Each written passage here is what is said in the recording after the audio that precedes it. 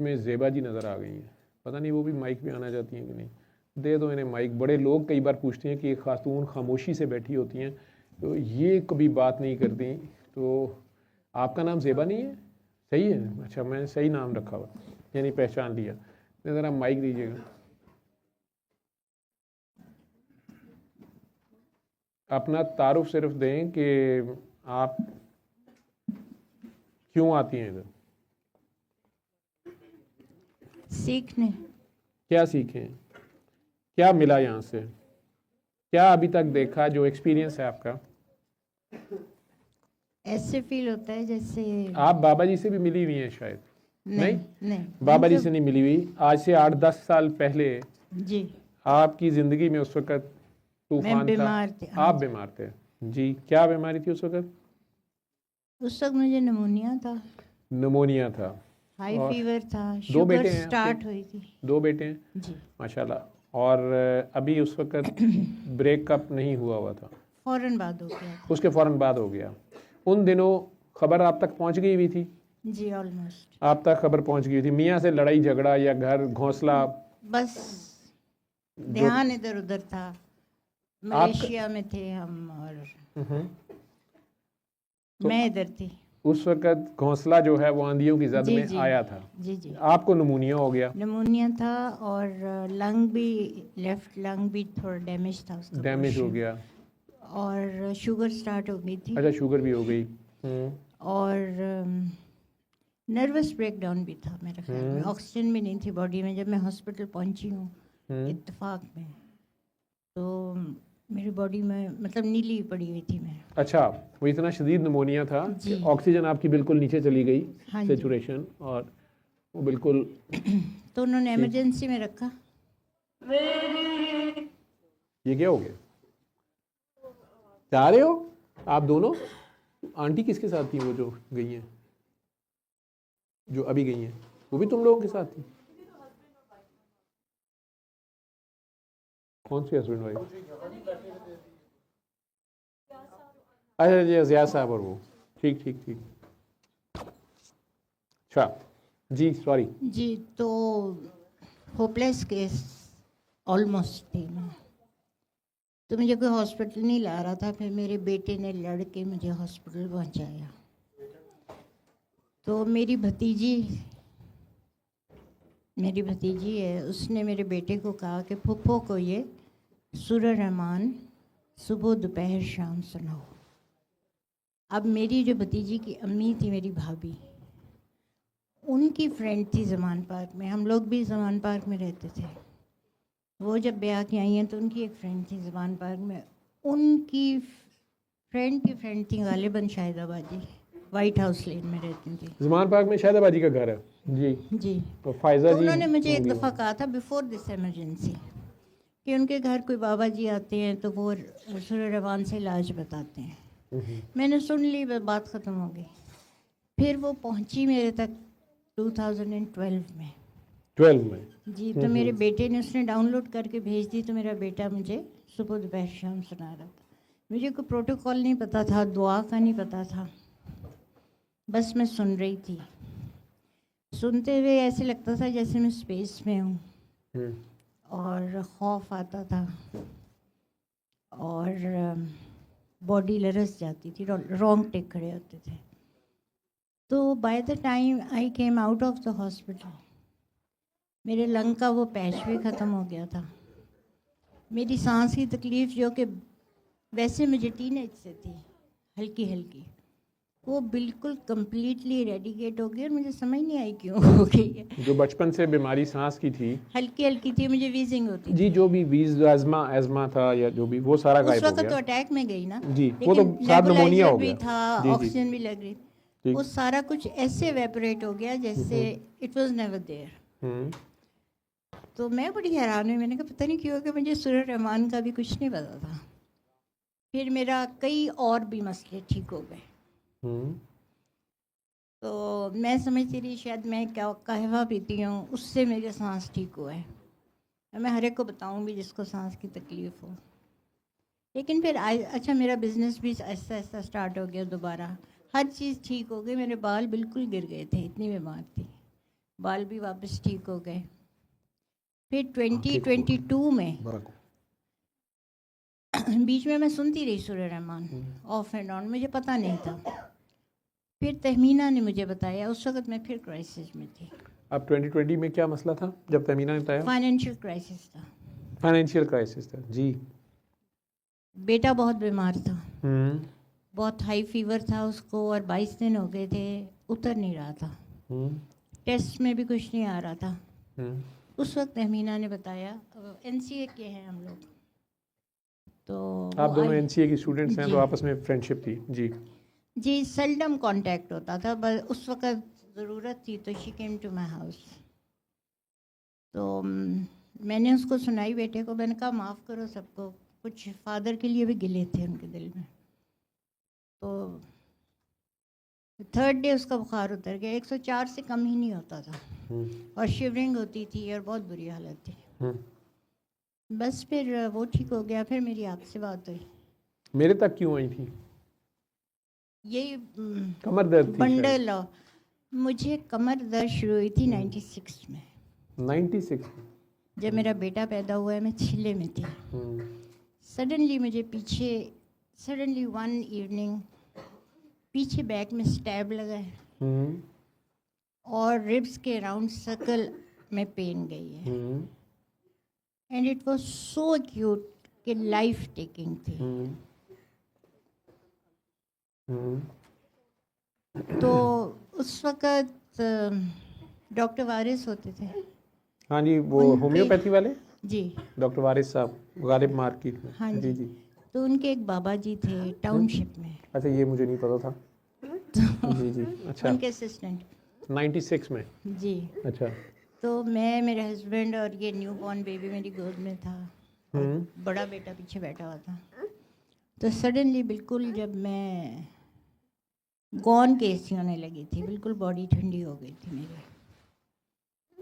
तो मेरे हस्बैंड ने वो बाबा जी का एड्रेस किसी ने बताया था, वो डॉक्टर वारिस के क्लिनिक पे, हम गए नहीं थे वहाँ पहले। नहीं, वो वारिस, डॉक्टर वारिस साहब के वो असिस्टेंट थे या डॉक्टर वारिस साहब उनके असिस्टेंट? नहीं नहीं, वो असिस्टेंट थे। डॉक्टर वारिस असिस्टेंट थे? के असिस्टेंट थे, अच्छा। तो वो सडनली मेरे हस्बैंड ने घर ढूंढ के उधर पहुंचा दिया। उधर मैं पहुंची तो बिल्कुल मैं खड़ी भी नहीं हो सकती थी। तो उनके घर वालों ने अंदर बिठाया, पानी कोई पिलाया, उससे थोड़ा सांस आया। फिर वो भी आ गए। फिर वो बैठे रहे, दर्द ठीक हुई, उन्होंने पढ़ते रहे कुछ। फिर घर साथ चले गए। तो वो घर बैठे रहे सुबह तक। जब मैं स्टेबल हो गई, सांस और कमर की दर्द, फिर वो चले गए। उसके बाद हर रात ये होता था। It happened for 2 years। फिर बीच में ब्रेक आया, वो मैंने आपको बताया था। नहीं, आप बताती जाए लोगों को, मुझे याद भी कम है, लेकिन आप बताती जाए। तो वो ख्वाबों का आपने कहा ना, जिक्र नहीं करना। अच्छा चले, जो भी आपने जिक्र करना है वो भी कर दे, ठीक। बहरहाल मैं ठीक हो गई, मेरी बॉडी भी, मेरा ना पेट भी फूल जाता था इस सारे अमल से पहले। सडनली 2-3 इंच प्रेशर अंदर आता था और पेट बाहर आता था, और वो पत्थर की तरह सख्त हो जाता था। और फिर वो रिब्स के राउंड वो स्क्रू हो जाती थी रिब्स, और बिल्कुल बॉडी ठंडी हो जाती थी और नीली पड़ जाती थी मैं। और बच्चा गोद का था। हाँ जी। बिल्कुल अभी ये पैदा ही हुआ था जब स्टार्ट हुआ, 20 डेज का था। तो फिर मैं बीच में ठीक हो गई आफ्टर 1.5 year। हाँ जी। ऑटोमेटिकली ही पेन भी ठीक हो गई, बॉडी भी वापस हो गई। फिर मुझे बताया गया कि ये मैंने आपको ठीक किया और अब दोबारा होगा, और अब आपने फाइट करना। तो कुछ 3 महीने बाद या 6 महीने, मुझे एग्जैक्ट नहीं याद, कितने, दोबारा 3 महीने या 6 महीने बाद दोबारा पेन अपने पास रखें इन दोनों को। जी, पेन ने दोबारा स्टार्ट लिया। वैसे ही स्टैब शुरू हुआ और वैसे इंसर्कल होती रही। और ये नहीं लगता था कि शहर में देखूंगी या नहीं। और पूरी रात मेरी ऐसी गुजरती थी। बीच में मुझे बातें भी सुननी पड़ती थी कि मर जाओ, मतलब मरना है तो मरो, फारिग करो। बस मैं अकेली फाइट करती रहती थी, लटकी भी होती थी दीवार से, बस पोस्चर भी अजीब हो जाता था, समझ नहीं आती थी। एक्सरे भी हो गए, सारा कुछ हो गया, कुछ भी नहीं था। फिर मैंने फ़ाइट करना शुरू किया, तहज्जुद जब दर्द शुरू हुई, फिर तहज्जुद शुरू की, फिर मैंने इशराक शुरू की, फिर मैंने सूरतें पढ़नी शुरू कर दी, फिर मैंने बहुत पढ़ना शुरू कर दिया, उससे कंट्रोल होना शुरू हो गया। लेकिन इस तरह के सिम्टम्स रहे कि जैसे असर के टाइम बॉडी बिल्कुल ठंडी हो जाती थी मेरी, बिल्कुल आइस कोल्ड हो जाती थी असर के टाइम। तो मैं बस पागलों की तरह पढ़ती रही, क्योंकि मैंने खुद ही फाइट करना था और इधर उधर लोगों के गई पर मुझे कुछ सही नहीं लगे। So I had to bear it. और जब मेरी 3rd प्रेगनेंसी हुई तो वो पूरे 8 माह मेरे इसी पेन में प्रेगनेंसी में गुजरे, और finally the baby died eight delivery. उसके बाद ये पेन सबसाइड हो गई, फिर और मसले शुरू हो गए। सांस बिल्कुल नहीं आता था, मेरी स्किन ब्लैकिश हो गई थी, स्पॉट्स पड़ गए थे। नोबडी वाज बॉदर्ड, पेरेंट्स में रहे नहीं, भाई भी फौत हो गए, मेरा कोई नहीं था, हस्बैंड नहीं देखते थे। तो मैं बस उसी तरह ही चलती रही हूँ, फाइटर थी। सांस आ रहा है, नहीं आ रहा, बच्चों को देखना है, घर को देखना है, आर्किटेक्ट हूँ, आर्किटेक्चर भी हो रहा है बीच में, स्केचिंग भी हो रही है, काम भी हो रहा है। पता नहीं कैसे मैंने वो साल गुजारे। फिर फाइनली ब्रेक डाउन हुआ 2012 में कोलैप्स कर गई थी मैं। फिर मेरे बेटे ने लड़ के मुझे हॉस्पिटल पहुंचवाया। बस वहाँ पे ये हुआ, वहाँ से फिर मैं रिकवर करके निकली। फिर वो घोंसला भी ख़त्म,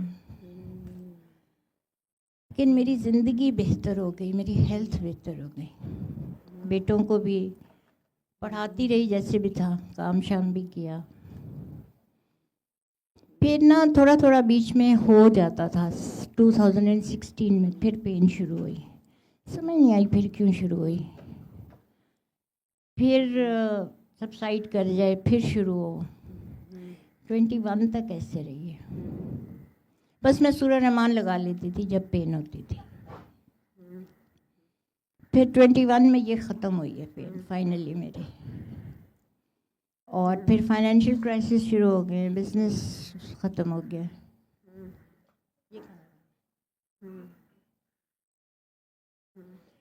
फिर बेटा बीमार हुआ है, बड़ा बहुत बीमार हो गया, उसकी जॉब के इश्यूज थे। पढ़ के आया था मैकेनिकल इंजीनियरिंग, जॉब नहीं मिली। छोटा पढ़ रहा था, उसके इश्यूज, उसके फ़ी के इश्यूज, सपोर्टलेस। मतलब अल्लाह ताला तो हमें सपोर्ट कर रहा था, दुनिया में सच कोई नहीं नज़र आता था। बस फिर दुआ तहमीना ने बताई। फिर मतलब मुझे ये लगा कि I was looking for all this, और जैसे एक रूह को सुकून मिल जाता है। और मेरे अंदर ये सारी जो चीज़ें हैं, ये सारा वे ऑफ लाइफ, ये मेरे अंदर शुरू से था। व्हेन आई वाज 16 कैनेडा में गई तो लड़कियां मज़े कर रही होती थी, बड़ी गप्पें होती थी, कह होते। मैं यही सोचती थी कि ये, मुझे लगता था मेरी रूह निकल के ना ऊपर आसमान पे चली गई, और मेरे रोंगटे खड़े हो जाते थे, और ये सवाल आता था कि मैं कौन हूँ। ये तब से स्टार्ट हुआ था। तो यहाँ पे आके जैसे रेगिस्तान में बारिश होती है ना, मैंने चाहा कि मैं पहचाना जाऊँ, मैं कौन हूँ। तो मुझे यहाँ कैसे मतलब मैं सारा एब्जॉर्ब कर रही होती हूँ, जैसे रेगिस्तान में बारिश एब्जॉर्ब हो जाती है। मैं इसलिए बोलती नहीं हूँ कि मुझे बहुत मज़ा आ रहा होता है। और मैं सारा कुछ एब्जॉर्ब कर रही होती हूँ। और अल्लाह का शुक्र है वो पेन तो अब नहीं हुई। थोड़ा थोड़ा उसके सिम्टम्स हैं, जैसे स्टमक में प्रॉब्लम होती है, एकदम बहुत टाइट हो जाता है। मैं आपको उधर लाना चाह रहा हूँ जहाँ आप आना शुरू हो गई। मैंने 2-4 बार कहा आपको कि आपको इधर आने की ज़रूरत नहीं है, आप दुआ कराया करें। हाँ जी।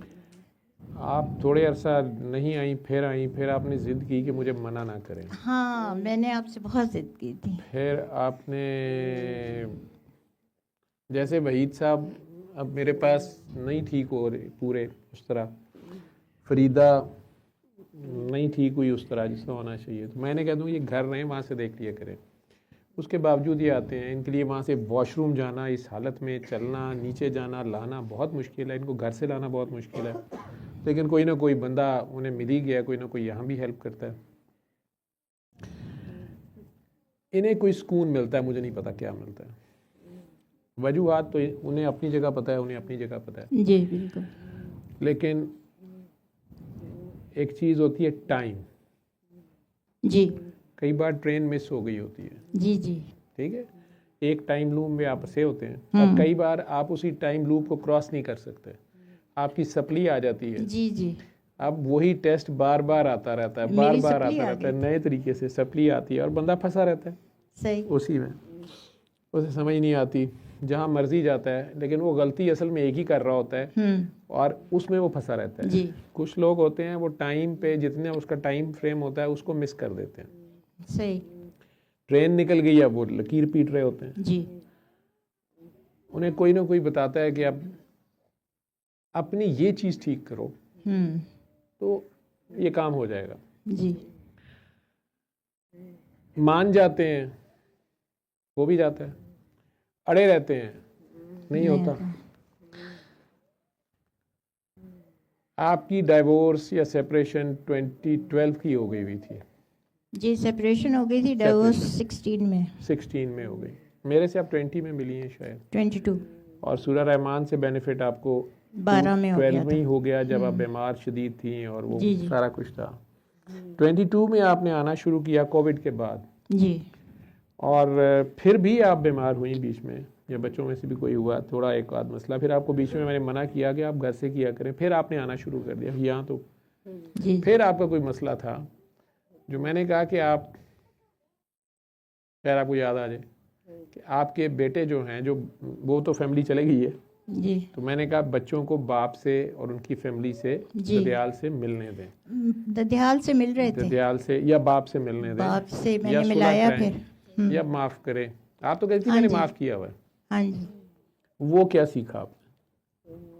वो ये सीखा कि जब आप दिल से दुआ दे देते हैं तो वो जो दुश्मनी भी कभी कर रहा होता है, वो ऐसे घूम के वो दुआ आती है कि वो आपका वेल विशर बन जाता है। वही आपका वेल विशर, आपका जी, दुश्मन आपका ये वेल मैंने विशर अपनी बन जाता है। आंखों आपने अपनी से आंखों होते से हुए देखा देखा है। ये अल्लाह की आयत है। जी, ठीक है जी, हाँ।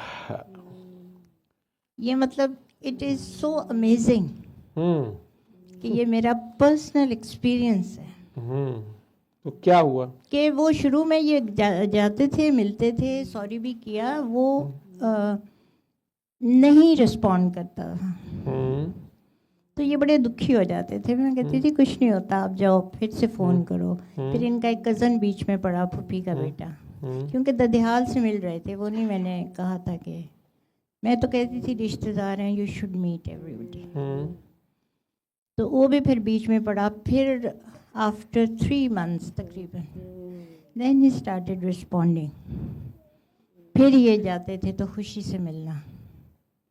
लोग मुझे कहते हैं क्यों माफ़ करें ना, जो सारी समझ आ गई है। ठीक है, सूरह शूरा की एक आयत है, और किसी बुराई का बदला उसी जैसी बुराई है। अल्लाह का भी है सूरह, थप्पड़ के बदले थप्पड़ है, पत्थर के बदले पत्थर है, जान के बदले जान है, औलाद के बदले औलाद है।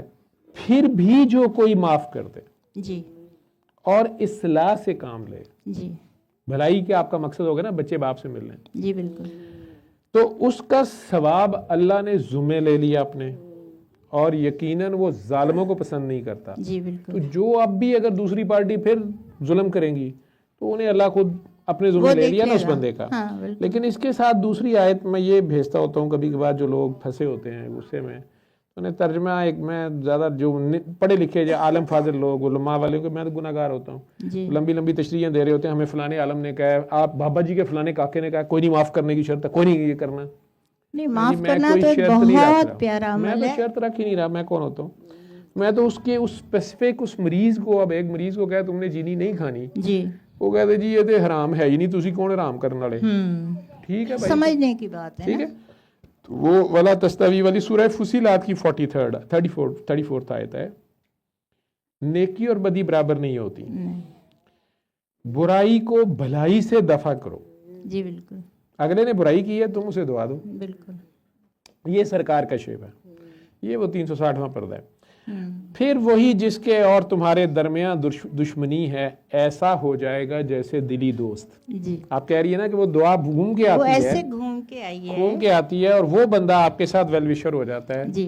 वो कि उसने आपकी सपोर्ट बेटों बन को जाता भी है। ओन किया और हमारे लिए भी कुछ बंदोबस्त किया, और जताता रहता है, उसकी आदत है, वो हम माइंड नहीं करते। तो my children are very happy. अबू भी हैं, मैं भी हैं, मतलब 16 तक तो अबू थे, उसके बाद फिर कुछ गैप आ गया। वो खुद ही उन्होंने स्टेप लिया था, ये तो जाते थे मिलने। फिर अब बड़े खुश हैं, अबू भी हैं, मैं भी हैं। अब बस उनकी शादियों का इशू है। मैंने तो सुना है कि ददियाल आके अब आपके घर रहता है। जी। फुफ्फो भी, ताया हाँ भी, जी, ऐसे ही है। ऐसे ही है। उधर नहीं जाना पसंद करते, इधर कोई आना बात नहीं, पसंद। उधर का माल इधर ले आए। जी बिल्कुल, ऐसे ही है। ठीक है, हम्म। चले, अच्छी बात है। सल्ले अला सल्ले अला सल्ले अला सल्ले अला सल्ले अला शफीना सल्ले अला